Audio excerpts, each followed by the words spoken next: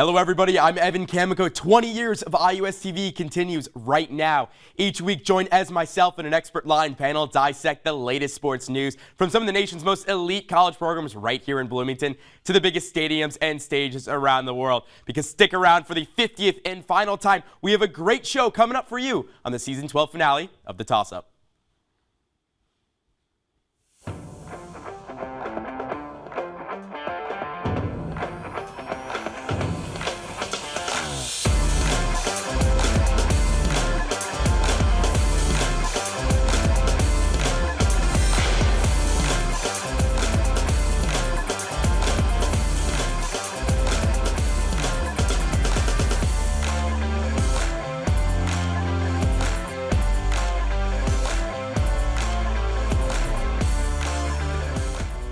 As you can see in the open, Austin Platt lost last year in rock, paper, scissors to be on our game show portion of this show. It's the Little 500, the greatest college week of the year is finally here, and we got a great panel to break it all down from who's going to win the men's race, who's going to win the women's race, some of the most intriguing storylines, and who can forget, the party atmosphere here in Bloomington is going to be rocking. Hello, everybody. Welcome back to the Toss Up for the 50th and final time. As show host, I'm Evan Kamiko, joined by Jack Edwards, the men's play-by-play race voice, Griffin Epstein, the women's play-by-play voice, and Austin Platt, the WIUX voice of the Little 500. Guys, here we are, Little 5, last show of the year. And can I say, Platt, you rock that tie every year so good. There's not many times I can actually wear this tie without being quote-unquote biased, and this is not really an IU event. It's all the IUSF, so I'm allowed to wear it. It's IU Day.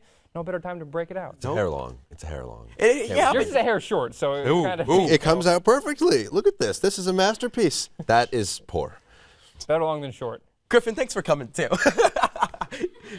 Pleasure to be here. All right, so Jack, I'll start with you for the men's race. What is your most intriguing storyline for the Little 500? I think for the biggest thing is not a team thing, it's a weather thing.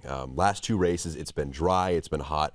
In May in the 2021 race, it came a month later. And then in terms of 2022, it was just like 80 degrees in April. So the track got sandy really quick, it was really warm, and it led to the race being a lot slower and more compact. But with this year, it's going to rain this weekend. It may hopefully not rain on race day. What it's going to for sure lead to is a change in the sense that it's going to be a bit faster, and I think teams like Cutters, SIGEP, a bit stronger, deeper teams can try and just ride the other teams out with a fast race from lap 1 to lap 200. So that's going to change every team's strategy. That's the biggest thing for the men's side. And it's going to be very similar for the women, obviously. The weekend, it's been a beautiful spring. The greatest weekend in college athletics, maybe a little more dire. And it's been 80 degrees all this week. I remember last year I was outside and my shoulders were literally peeling a couple days after Little 5. That's how hot it was. Griffin, what about you for the women's side? Obviously, the weather could be a big storyline, and we'll see how the forecast goes. It's Indiana in April. You never know. But I think for the women, it's pretty clearly, is someone going to lap the field again? It had only happened once before this decade in Little 5 history back in 2011, and now we've had back-to-back years of a team lapping the field. Delta Gamma did it 2 years ago, and then Melanzana basically almost lapped the field twice last year. So the question is someone going to try to do it again, break away again, and are other teams finally ready to prevent this from happening? I think talking to a lot of captains, everyone is well aware someone almost certainly is going to try to do it because it's worked the last 2 times. The question is it this time successful? Because there's not going to be any surprise. Someone's going to try to do it, and all the other contending teams are going to be ready. Awesome.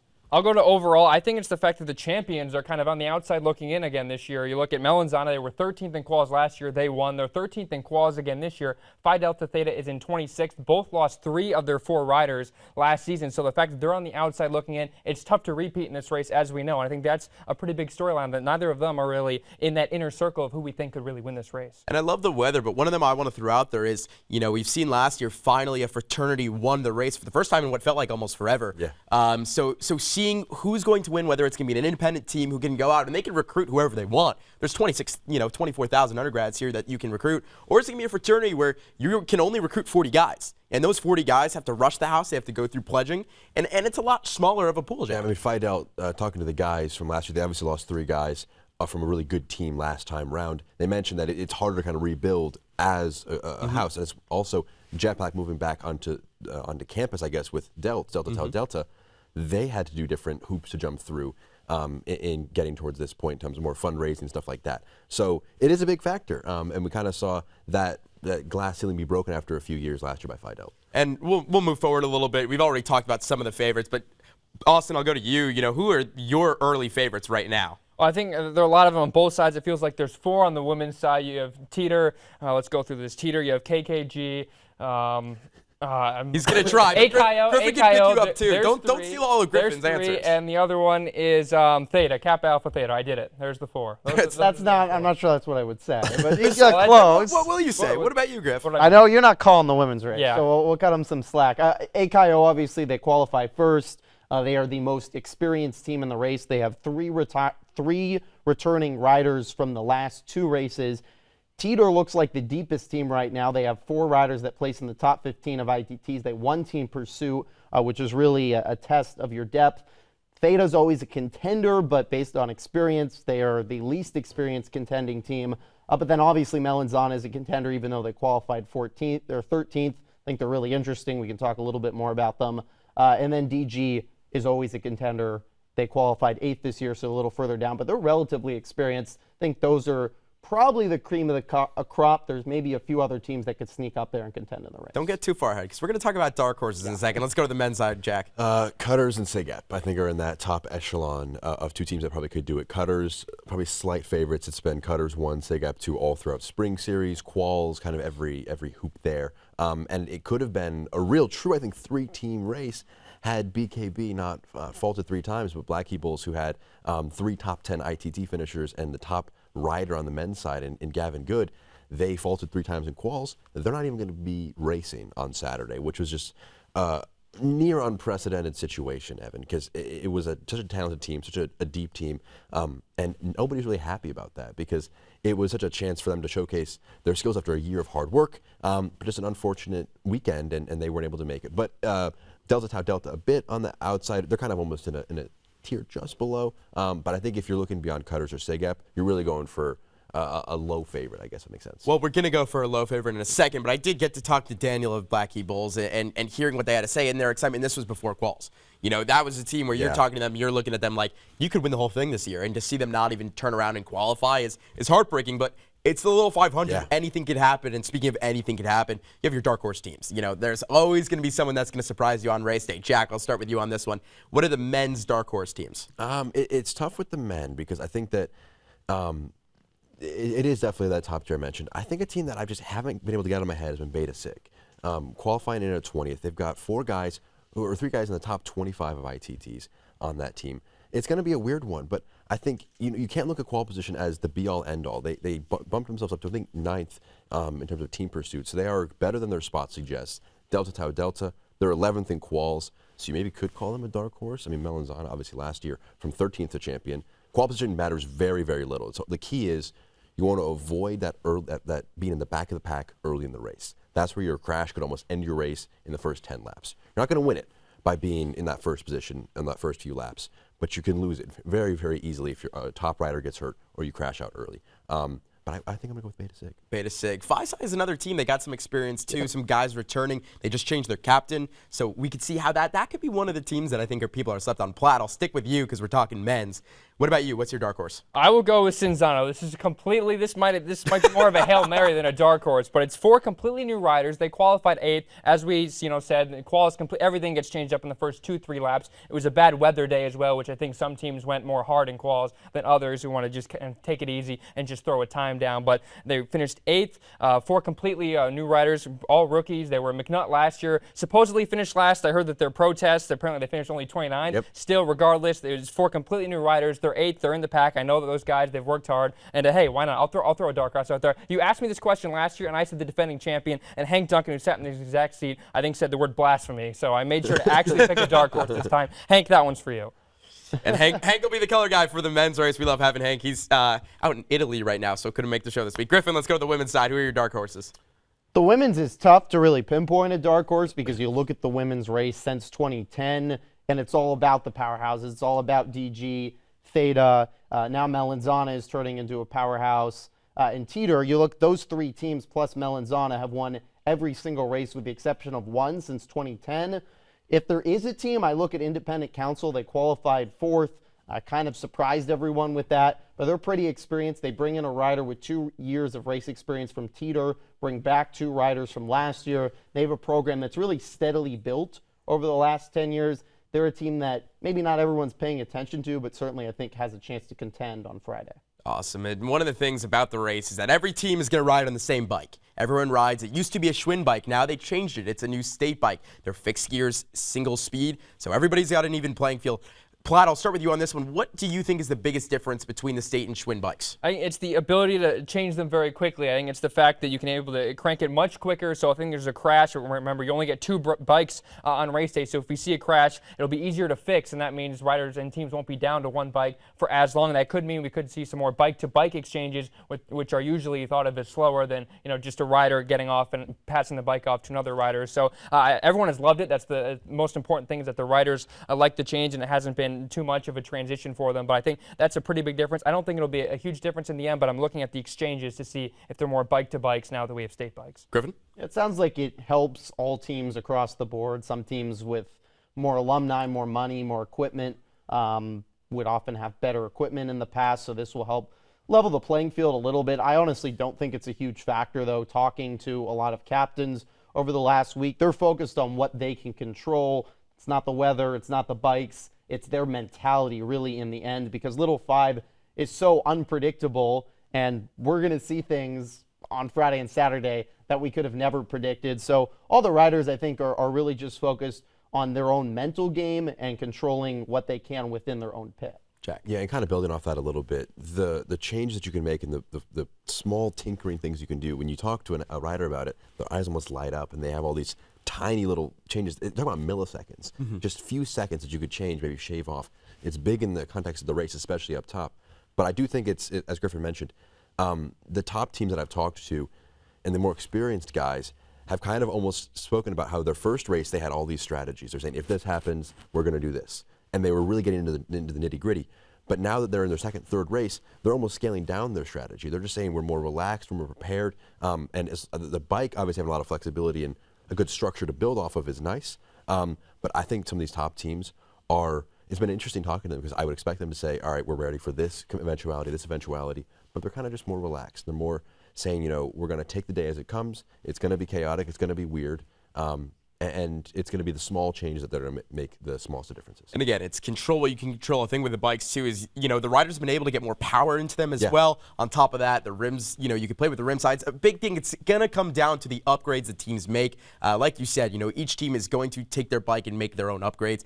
Nothing's going to be standard, nothing's going to be flat. But before we go to break, it's a question I ask every year. What excites you the most for race day? Griffin, I'll start with you. Well, I think the fans are typically the thing you think of most exciting. Get upwards of 20,000 fans packing their way into Armstrong Stadium. Last year's atmosphere for both Friday and Saturday was really incredible, but fortunately with the weather, we'll see with the amount of fans. But I'm just really excited, kind of hoping for the women's race that we do have a close competitive end of the race. We haven't the last 2 years for the women's race. It's been since 2019 since we had a sprint finish. You don't root for anything as a broadcaster, but it'd certainly be extremely entertaining if we got a sprint finish at the end. And I think there's a couple really high-level riders on the women's side, and it's pretty even this year, unlike last year when you had a superstar, where we could have a really thrilling end of the women's race. Jack. It's just a culmination of 364 days of work for all these athletes, and it really is going to be fun to see. I remember last year's race especially, kind of being in the broadcast, being at a vantage point. It's kind of almost like the entire year, drawn out and kind of getting towards it. And then the race starts, and it's about over 2 hours for the men's side, but it flies through. Before you blink, the 50 laps are gone. And it's just that fleeting moment when the race is happening. It's just a special moment, because you know that every tiny thing that's happening is going to mark where you finish in that spot, and it's going to put yourself in history based on what you did for the previous 364 days. Platt, bring us home. It's the uncertainty with the weather. I think these guys have brought it up. I looked at the weather Friday. You're looking forward to that? I've been looking ahead to the weather. I've been putting on my meteorologist cap and looking ahead. Can you give us a full weather report really quickly? Yeah, if I go to the green screen after the break, maybe I can get you that. But, we can see if that can happen. 50. It's supposed to be cold, rainy, especially for the low pressure on system. Friday. Yeah. Cold front coming in there. I'm taking a weather class. Come on now. But it's supposed to could rain. Extreme weather. And its impacts. Extreme weather and its impacts. Cody Great Kirkpatrick, class. greatest class ever. Manzur. It's supposed to rain, cold. Last year was really, really warm out there. I think riders would rather prefer the warm than the cold, but we're not kind of getting the in-between. We're getting a much colder side, so I'm wondering if that impacts the number of laps these guys ride, if that affects their endurance at all. But the uncertainty with the weather and these guys hit on it, the fans, the training, that all leads up to this ultimate moment. Well, guys, stick around because coming up after the break, Andy Manzur joins us in studio with some background on the Little 500. Then we play a Little 500 trivia game. We'll be right back.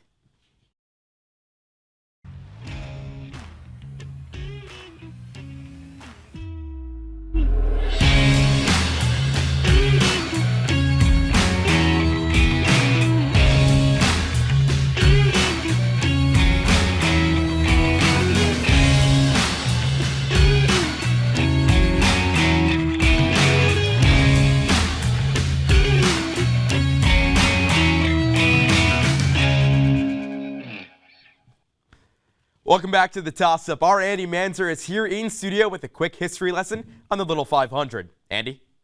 Thanks, Evan.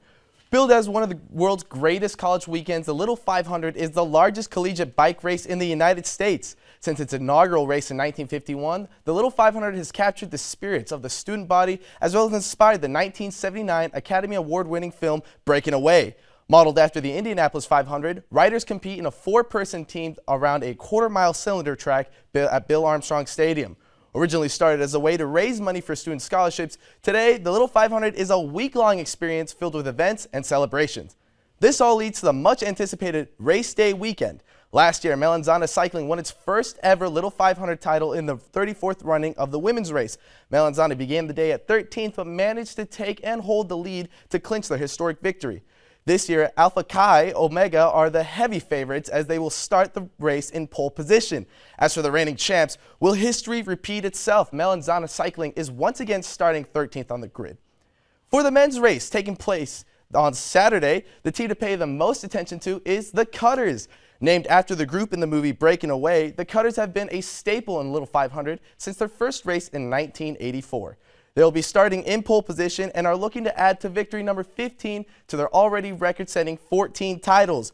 With the anticipation and excitement building, the 72nd running of the Little 500 is shaping up to be another classic. Back to you, Evan.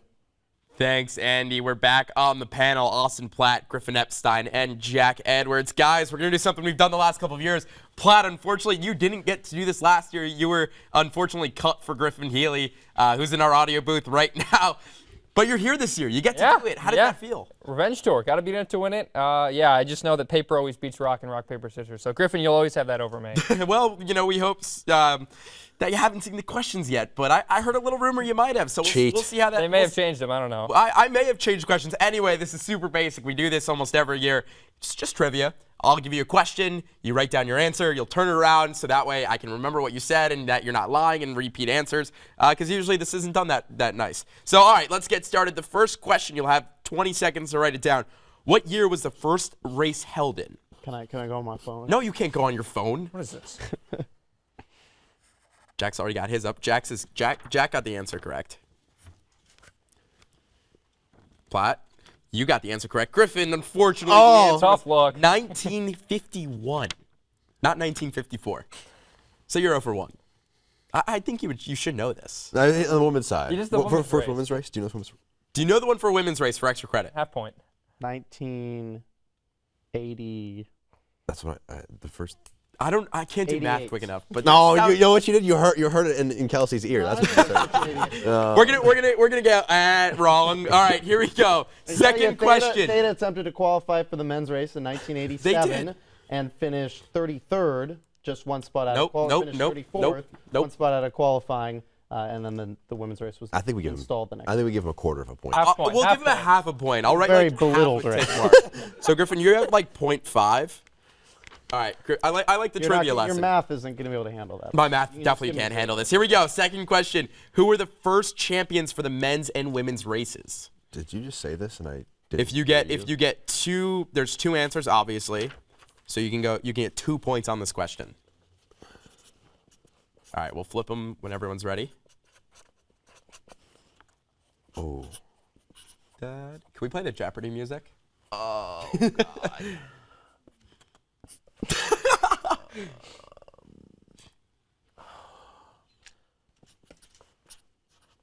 That's not right. That's just not right. Is it just an answer? Well, this is the first one.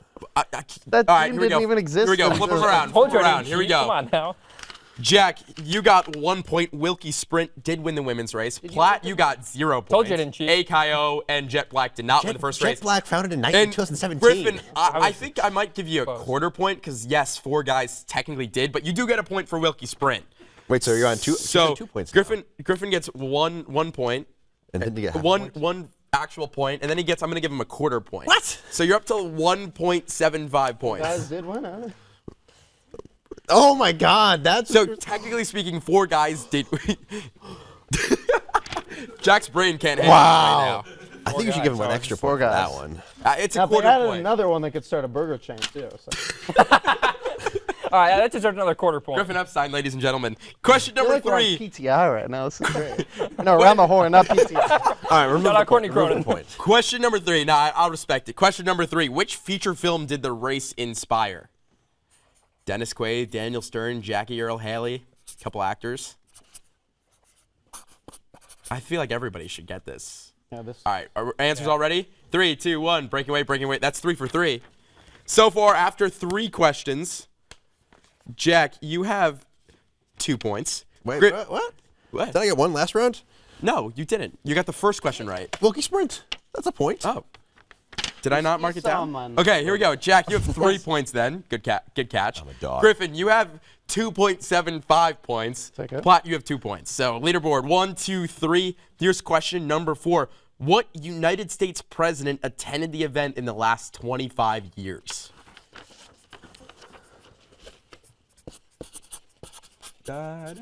Can we add what year he was Sure. into? I'll give you extra credit for the year. Great. Everyone got it? Platt's still writing. Here we go. Barack Obama 2008. That is correct. Barack Obama 2008. That's also correct. 2 points for you. Oh. He wasn't what? president yet. It was in 2008. He was still Obama running. even. That's another half point. See, no, did I give him a half? No, but 2 points. He wasn't was- the president. points. Yeah, but he's saying 2 someone points. that was president, like at some point was president. That wasn't clear. So everyone gets 2 points. Jack, you're still in the lead now with 5 points. Griffin, you have 4.75 points. Platt, you have 4 points. Here we go. Question number 5. How many spring series events are there? It's a number.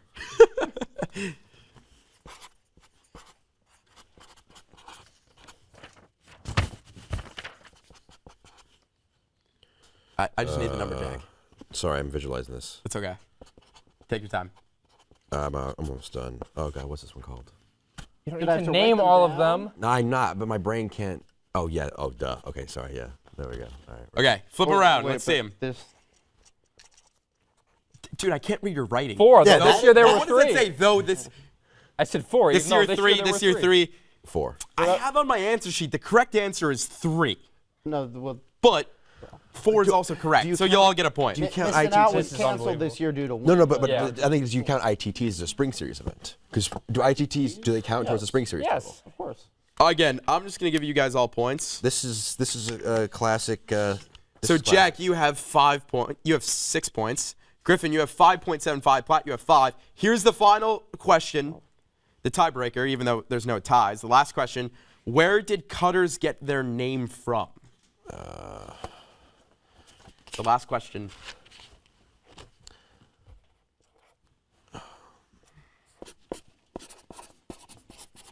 Here we go. Who's gonna get it?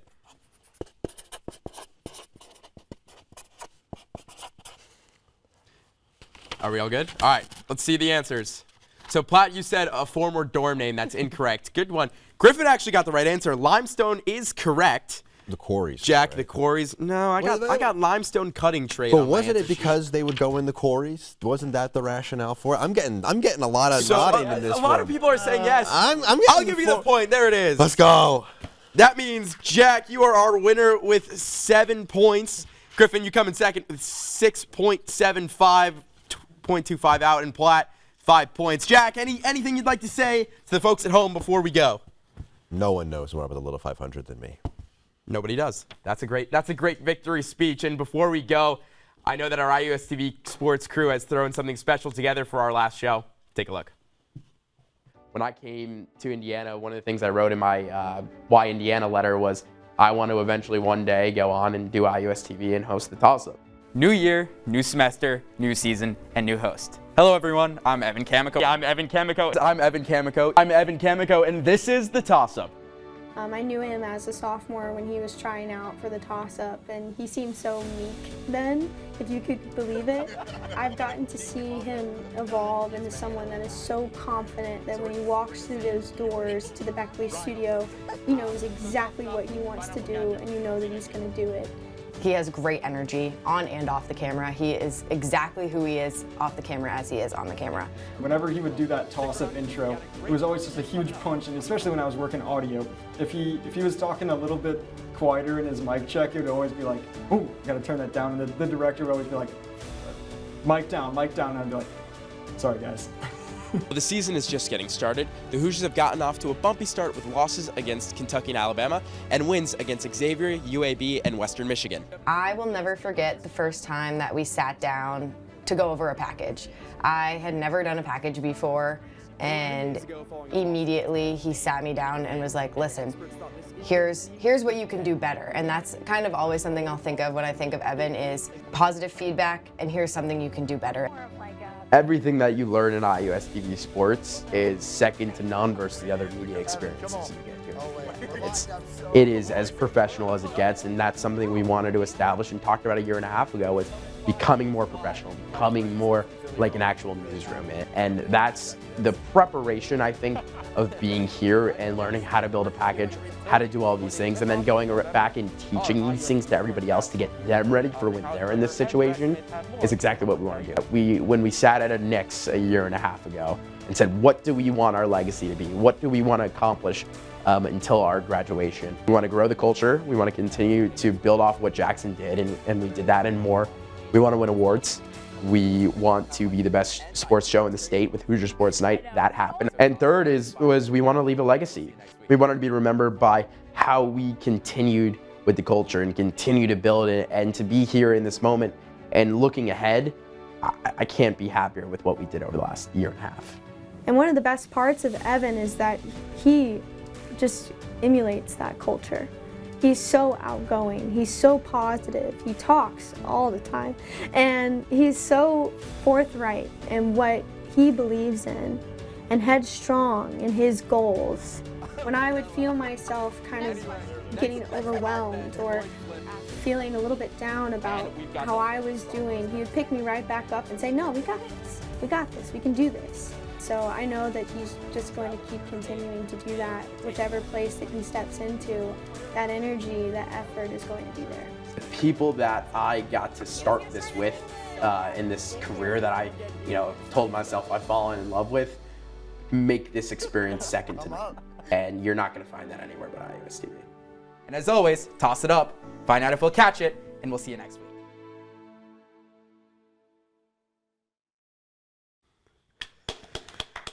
That's.